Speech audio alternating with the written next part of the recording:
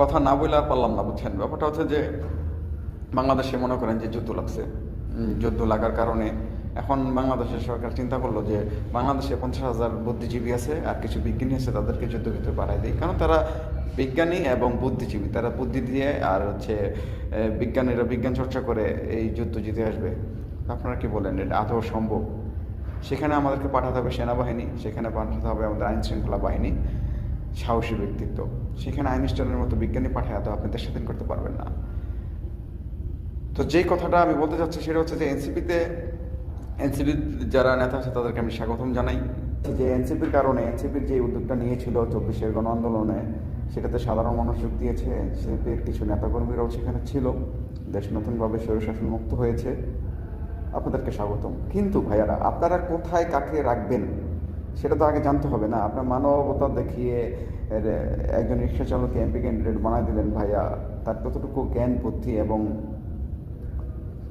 পড়ালেখারও তো একটা ব্যাপার স্যাপার আছে, তাই না? ততটুকু জ্ঞান বুদ্ধি তার আছে, সংসদে যে সে কী বলবে?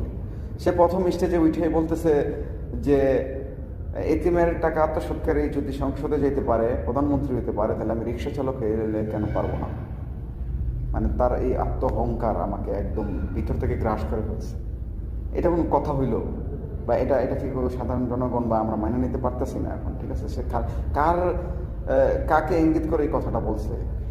হ্যাঁ, ততটুকু জ্ঞান বুদ্ধি তার এই প্রথম কথায় মানে হয়নি, এটা হচ্ছে না। আপনারা রাজনীতিটাকে বানায় ফেলাছেন হাস্য রসিকতার একটা জায়গা। আমার মনে হয় ভাই, বাংলাদেশে আরও জ্ঞানী মানুষ আছে, টাকা পয়সাওয়ালা মানুষ আছে।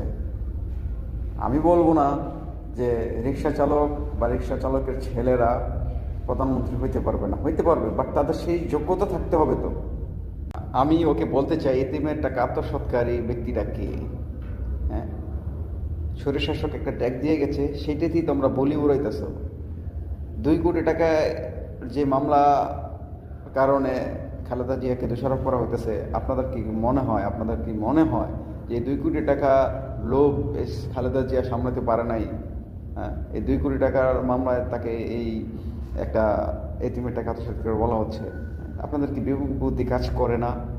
আপনারা আসলেই বিবেক বুদ্ধি কাজ করে না আপনাদের? হাজার হাজার কোটি টাকা, লক্ষ লক্ষ কোটি টাকা আওয়ামী লীগের আমলে নিয়ে গেছে, কই কোনো মানুষ তো কখন কোনো কথা বলে নাই। এখন সুযোগ পাইছেন, তাকে আপনারা দোষারোপ করছেন। কতটুকু সাহস!